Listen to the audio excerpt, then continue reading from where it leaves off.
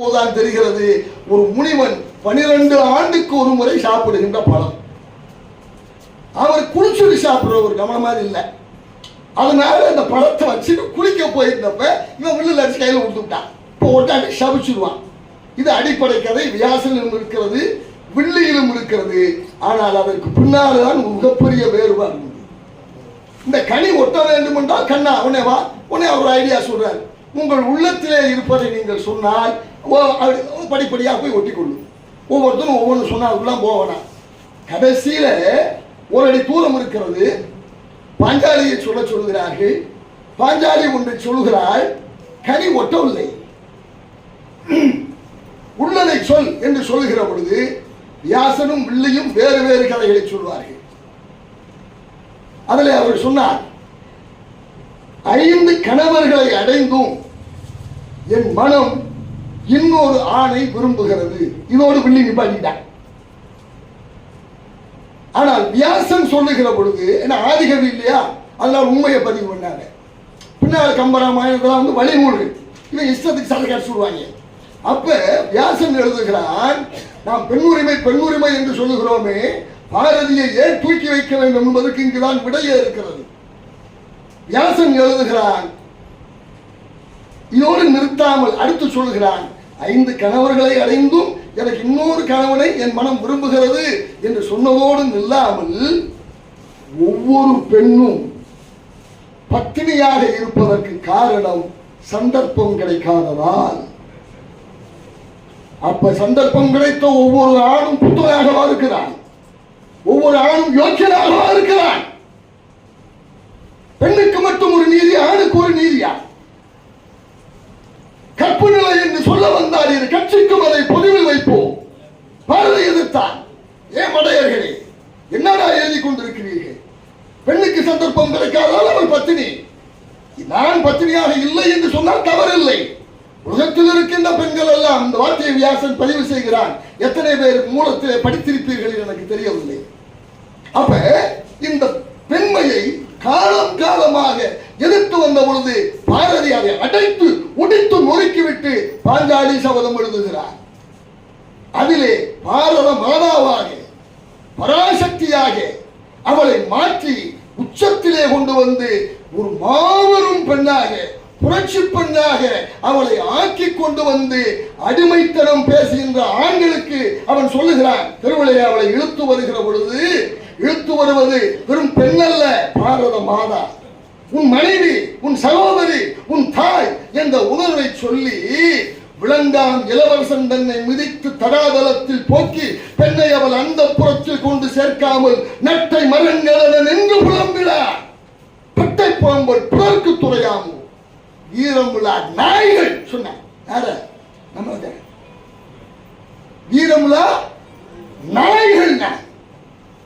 அப்ப வியாசன் சொல்வதற்கும் வில்லி சொல்வதற்கும் பாரதி சொல்வதற்கும் ஒரே பாரதத்திலே எத்தகைய வேறுபாடு இருக்கிறது. பாரதியை நாம் ஏன் பெண்ணுரிமை போராளியாக தூக்கி நிறுத்த வேண்டும் என்பதற்கு இவையெல்லாம் ஒரு மிகப்பெரிய ஒரு சான்று. கிறிஸ்துவ மதத்திலே மோசஸ் என்று சொல்வார்கள். அவர் 10 கட்டளை கொடுத்தார். அந்த 10 கட்டளை பின்னாலே யூத மதமும் கிறிஸ்தவம் பின்பற்றுகிறது. பாரதி 10 கட்டளை கொடுத்தார். பாரதி 10 கட்டளை கொடுக்கிறார். கட்டுரைகளை படியுங்கள். நம்ம பாரதி பாடலை மட்டுமே படித்து விட்டு போகிறோம். அவர் கட்டுரையிலே சொல்லி, இன்றைக்கு சொத்துரிமை 1989 கலைஞர் ஆட்சியிலே இருந்த பொழுது பெண்களுக்கு கொண்டு வரப்பட்டது என்பது இன்றைக்கு பல பேருக்கு தெரியும். ஆனால் அன்றைக்கு எழுதுகிறான் பாரதி, அந்த 10 கட்டளையிலே ஒன்று, பெண்ணுக்கு சொத்துரிமை வேண்டும். அவன் வாழ்க்கையிலே ஒன்று நடந்தது. அவனுடைய நூல்கள் எல்லாம் ஒரு பெட்டியிலே வைத்திருக்கிறான், கள்ளி பெட்டி. தங்கம்மாளிடம் சொல்லுகிறான் மகளிடம், மகளே இதெல்லாம் பல லட்சம் ரூபாய் பெறும், இந்த சொத்தெல்லாம் பா என்று சொன்ன பொழுது, சொத்து சேர்த்து என்னப்பா செய்ய, நாங்க யாரும் ஆண் குழந்தைகள் இல்லை, இல்லை உனக்கு 2 பெண் தானே. அப்ப உன் தம்பி விஸ்வநாதன், பாளையோட தம்பி, சின்னம்மா மகன், சித்தி மகன், அவர் பையனுக்கு தான் இந்த சொத்தெல்லாம் போகும் என்று தங்கம்மா என்ற அந்த குழந்தை கேட்ட பொழுது பாரதி சொன்னார், இல்லை மகளே, காலம் மாறும். இந்த சொத்துக்கள் எல்லாம் பெண்களுக்கு இன்று வருகின்ற காலம் வரும் என்று அவன் தீர்க்க தரிசனமாக சொன்னதை 89 நிறைவேறியதை பாரதி 1914 சொன்னார். பெண்ணுக்கு இன்றைக்கு விதவாவாகம் என்பதை அன்றைக்கு 10 கட்டளையிலே ஒன்றாக சொல்லுகிறார். இஷ்டப்பட்டவனை திருமணம் செய்யலாம், இஷ்டப்பட்டால் பிரிந்து செல்லலாம் என்ற அந்த 10 கட்டளையிலே இன்றைக்கு பெண் உரிமை என்று சொல்லுகின்ற அத்தனையையும் அன்றைக்கு கொண்டு வந்து வைத்து பேசிய பெருமை நம்முடைய மகாகவி பாரதிக்குத்தான். நல்ல விலை கொண்டு நாயை விற்பார், அந்த நாயிடம் யோசனை கேட்பதுண்டோ? நீங்க வீட்டில் ஒரு நாய் வளர்க்கிறேன்னா ஆடுகிறாசு, இந்த நாய் 10,000 ரூபா. அவர் என்ன நாய் 10,000 ரூபா? சொறி நாய் மாதிரி இருக்கு, ரொம்ப நன்றி விசுவாசம் உள்ள நாயா? இல்லை, நன்றினாலே நாய் நன்றி தான் நினைக்கிறது. ரொம்ப நன்றி, எப்படி நான் கேட்டாரு. நான் சொன்னேன், இதோட 20 பேருக்கு கொடுத்துருக்கேன், ஏன்டே ஓடி வந்துச்சு. அந்த நாய் ஏன் நாயின்னு சொல்றோம்? இழிவான பிறகு நாய், அதுக்கு ஒரே ஒரு நல்ல கூட நன்றி மட்டும்தான், வேற எந்த இதுவும் கிடையாது. கிளம் வாழ பொறுக்காதது நாய், தான் கக்கியதை தானே சாப்பிடுகின்ற ஒரே பிராணி நாய். அதனாலதான் நாய் இழிவுங்கிறோம். அந்த நாயை விற்கிறப்ப நல்ல விலை கொண்டு நாயை விற்பார்.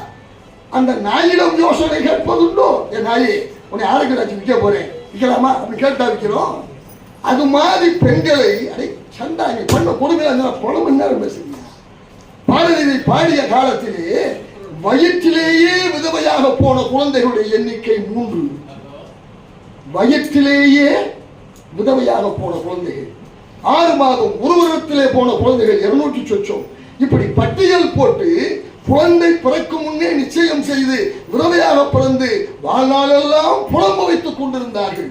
கோரிக்கையற்று கிடக்குதன்னே வேரில் படுத்தவளா, மிக கொடியது என்று பட்டதன்னே குளிர் வடிகின்ற வட்ட நிலா என்றான் பாரதிதாசன். அந்த கொடுமையை எதிர்த்து அன்றைக்கு குழு கொடுத்தவன் நம்முடைய மகாகவி பாரதி. அது மட்டும் இல்லாம எவ்வளவு வார்த்தை போடுறான் பாருங்க. மாட்டை அடித்து வசக்கி தொழுவினில் மாட்டும் வழக்கத்தை கொண்டு வந்து அடிச்சு அங்க போய் வசக்குவேன், வசக்கி அதாவது கட்டுவேன். மாட்டை அடித்து வசக்கி தொழுவினில் மாட்டும் வழக்கத்தை கொண்டு வந்து வீட்டினில் எம்மிடம் காட்ட வந்தார், அதை வெற்றி விட்டோம் என்று கும்மியடி. இந்த வேலை அந்த காலம்டா. பெண்கள் இன்னைக்கு மேல வந்துட்டோம், உச்சிக்கு வந்துட்டோம். எப்ப? வராத காலத்துல சொன்னேன், வராத காலத்துல சொன்னேன். இன்றைக்கு அந்த உரிமை, அவன் தந்த போட்ட விதை, அவன் போட்ட பிச்சை, இன்றைக்கு பெண்களுக்கு கிடைத்திருக்கின்ற சுதந்திரம் வேற எந்த மயிலாஞ்சியும் இல்லை. நான் பச்சையா சொல்றேன். அவன் தான் விதை போட்டான், அவன் தான் தண்ணி ஊத்துனான், அவன் தான் வளர்த்தான். பின்னால வந்தாலே அது 2 ஏறு போட்டிருக்கலாம், யாரும் தப்பா நினைச்சுக்காதீங்க. ஆனா இன்றைக்கு ஒரு மோசடி கும்பல் பாரதியை மறைக்க வேண்டும் என்று சொல்லி யாரையோ தூக்கி கையிலே பிடித்துக் கொண்டிருக்கிறது. இத்தனைக்கும் விதை போட்டு வளர்த்தவன் எங்கள் பாரதி என்பதை மறுத்துவிடக் கூடாது. மற்றவனெல்லாம் வாயிலே சொன்னான், மற்றவனெல்லாம் வாயிலே பெண் சுதந்திரம் பேசினான். இன்றைக்கு வரை எத்தனை மனைவியர், எத்தனை துறைவியர், கல்யாண வீட்டுக்கு போவது ஒண்ணு, கோர்ட் கேஸுக்கு போவது ஒண்ணு, ஒரே ட்ரெஸ் இல்ல. அத ஒண்ணு இப்படி தூக்கி விட்டு ஒண்ணு சொல்லுது. குப்பை கூட்டுறவங்க கூட 3 வச்சிருக்கான். எங்க தலைவனுக்கு என்ன? இதா பாரதி பாடிய பெண் உரிமை. பாரதி என்ன சொன்னான் தெரியுமா? புரட்சி வரும் புரட்சி பேசல பாரதி. அவன் கீழே முடிக்கிறான். எப்படி முடிச்சான் தெரியுமா? சாதம் படைக்கவும் செய்திடுவோம், தெய்வ சாதி படைக்கவும் செய்திடுவோம். பெண்களே, உங்கள் கைகளை விரித்து சந்தனனை தொடுங்கள், ஆனால் உங்கள் கால்கள் இந்த மண் வேரிலே பதிந்திருக்கட்டும். இந்த நாட்டிற்கு ஒரு பண்பாடு, இந்த நாட்டிற்கு ஒரு கலாச்சாரம் இருக்கிறது, அதை மறந்து விடாதீர்கள் என்பது பாரதி பாடிய பெண்ணுரிமை. பெண்ணுரிமை என்ற பெயர்கள் எதையும் செய், அது பெண்ணுரிமை இல்ல. குடி, மதுரையில தனி பார் இருக்கு, அது பெண்ணுரிமை இல்ல. அவன் சொன்ன பெண்ணுரிமையே வேறு, அவன் தந்த சுதந்திரமே வேறு. ஆனால் பாரதி வாழ்க்கையிலே அதை கடைபிடித்து காண்பித்தவன். இப்ப பாரதிதாசன் அவனை தூக்கி வைக்கிறோம்ல, பாரதிதாசன் இறந்து போனார். அவர் மனைவி பழனியம்மாட்ட போய் கேட்டாங்க, பாரதியை விட அதிக பாட்டு பெண்ணுக்கு பாடினவன் பாரதிதாசன் தான். அப்ப அந்த அம்மா சொல்லுச்சு, உங்க வீட்டுக்கார பத்தி என்ன சொல்றீங்க? என்ன சொல்ல, சோறாக சொல்லுவாரு, சோறாக்கி போடுவேன், பிறகு வீட்டில் அவ்வளவுதான். ஒரு பெண் உரிமை போராளியுடைய மனைவியின் வாழ்க்கை இதுதான், வெளிப்படையாக சொல்ல போனார். ஆனால் பாரதி அப்படி அல்ல. தன் குழந்தைகள் முதல் மனைவி வரை அந்த உரிமையை கொடுத்து, யதுகிரி அம்மாள் என்ற அடுத்த வீட்டு பெண்ணுக்கு கூட அந்த உரிமையை கொடுத்து பெண் உரிமையை வாழ்க்கையிலே கடைபிடித்து காண்பித்தவன் பாரதி. நான் ஒரு 3 செய்திகளை சொல்லிவிட்டு 7:30க்கு நான் நிறைவு செய்கிறேன். என்றைக்குமே பேச்சு என்பது கேட்டுவிட்டு மறந்து போவதற்கு பேசுகின்ற பேச்சு பேச்சே அல்ல. நபிகள் நாயகம் ஸல்லல்லாஹு அலைஹி வஸல்லம் சொன்னது எனக்கு மிக பிடித்த ஒன்று. சிரிக்க வைப்பதற்காக வெட்டி பேச்சு பேசாதீர்கள், அவர் நரகத்துக்கு செல்வான் என்றார். தமிழன்பன் சொன்னது போல கன்னத்தில் அடைந்து விட்டு காலுக்குள் போவது பேச்சு. செவிகளை நிரப்புவது பேச்சல்ல, சிந்தையை நிரப்புவது பேச்சு.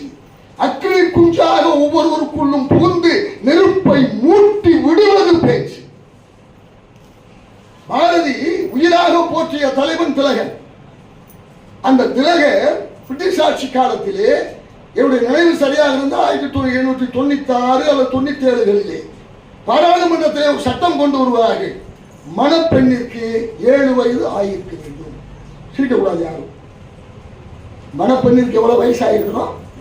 ஏன்னா 3 வயசுல ஐடி கொடுத்துருந்தாங்க, அப்புறம் 5 வயசு ஆகினாங்க.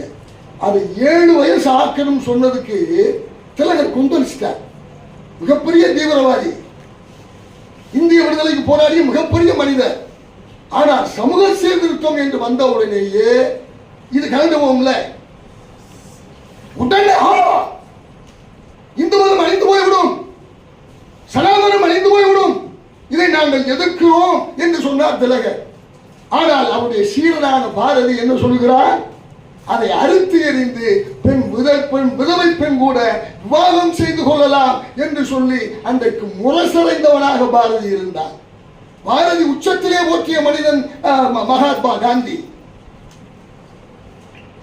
வாழ்கினி அம்மா, இந்த வையத்து நாட்டில் எல்லாம் தாழ்வுற்று வறுமை மிஞ்சி விடுதலை தவறி கட்டு பால்வற்று நின்றதாமோ பாரத தேசம் தன்னை வாழ்விக்க வந்த காந்தி என்று சொன்ன பாரதி காந்தியை ஒரு இடத்திலே சாடு சாடு என்று சாடுகிறார். இந்த இடத்திலே காந்தியிடம் ஒரு கேள்வி கேட்டார்கள். பெண் விதவைகளுடைய எண்ணிக்கை குறைப்பதற்கு என்ன செய்ய வேண்டும் என்று கேட்ட பொழுது காந்தி அவருக்கே உரிய பாணிகளை சொன்னார். வயதானவர்கள் இளம்பெண்களை திருமணம் செய்வதால் தான் அந்த பெண்கள் விதவைகள் ஆகிறார்கள். ஆகவே வயதானவர்கள் இளம்பெண்களை திருமணம் செய்யாமல் இருந்தால் இந்த இதை தடுக்கலாம். இதுக்கு பாரதி எழுதுகிறார். இது என்ன விளக்கெண்ணை பேச்சு? பெண் விதவைகளின் எண்ணிக்கை குறைவதற்கு வழி கேட்டால் ஸ்ரீமான் காந்தி ஆண் விதவைகளின் எண்ணிக்கை அதிகரிப்பதற்கு வழி சொல்லுகிறார் என்று காந்தியையே எதிர்த்து காட்டவன் பாரதி. இதற்கு மேலே உச்சம் விவேகானந்தர் இந்தியாவின் பெருமையை, இந்து மதத்தின் பெருமையை உலகம் முழுக்க கொண்டு சென்றார் என்று சொல்லிக் கொண்டிருக்கிறோமே. அந்த விவேகானந்தரிடம் இதே கேள்வியை கேட்ட பொழுது அவர் ஒரு பதில் சொன்னார். அந்த காலத்திலே, வேத காலத்திலே பெண்களுடைய எண்ணிக்கை அதிகமாக இருந்தது, ஆண்கள் எண்ணிக்கை குறைவாக இருந்தது.